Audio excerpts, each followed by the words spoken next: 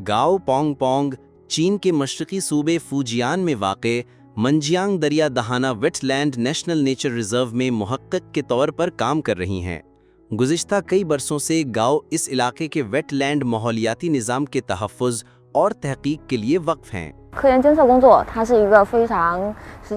और निगरानी का अमल तवीलुल मुद्दती होता है, जिसमें वक्त के साथ मुसलसल मुशाहिदा और मालूमात जमा करना ज़रूरी होता है। इस तसलसल के ज़रिए हम वेटलैंड के माहौलियाती निज़ाम को बेहतर तौर पर समझ पाते हैं और ये जानते हैं कि किन पहलुओं का मुअस्सर इंतज़ाम ज़रूरी है ताकि परिंदों के रिहाइशगाहें कायम रहें और उनके हालात ज़िंदगी बेहतर हों।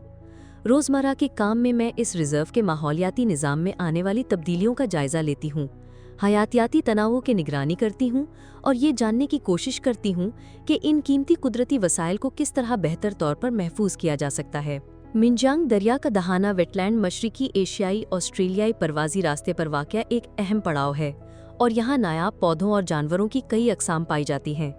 वेटलैंड की हिफाजत या माहौलियाती बेहतरी का सबसे वाज़ेह सबूत ये है कि क्या यहाँ आने वाले परिंदों की तादाद में इजाफा हो रहा है या नहीं। 10 साल से ज़ायद की तहकीक के बाद हम पानी में रहने वाले परिंदों की हिजरत के रास्ते और उनकी रिहायशी तरजीहात को समझने लगे हैं। 2022 से 2023 के दौरान हमने एक नया साइंसी सर्वे किया है। 2011 में किए गए पिछले सर्वे के मुकाबले में इस बार पानी के परिंदों की 70 से ज़ायद अक़साम रिकॉर्ड हुई हैं। ये इजाफा माहौलियाती बहाली की मुस्बत पेशरफ्त का आगाज़ है। इज्तमाई कोशिशों की बदौलत वेटलैंड के माहौलियाती तवाज़ुन को बड़ी हद तक बरकरार रखा जा सका है। जब भी मैं परिंदों को वेटलैंड पर आज़ादाना उड़ते देखती हूँ या यहाँ नई अक़साम को अफजाइश करते पाती हूँ तो दिल से खुशी और फ़ख्र महसूस करती हूँ।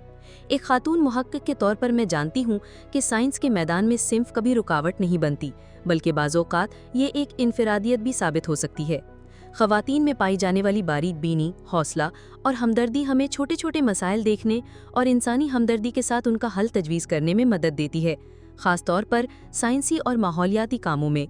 मैं चाहती हूँ कि मेरी कोशिशों से नौजवान लड़कियों को भी हौसला मिले कि वो बिला झिझक और पूरे एतमाद के साथ अपने ख्वाबों की तकमील के लिए कदम बढ़ाएं।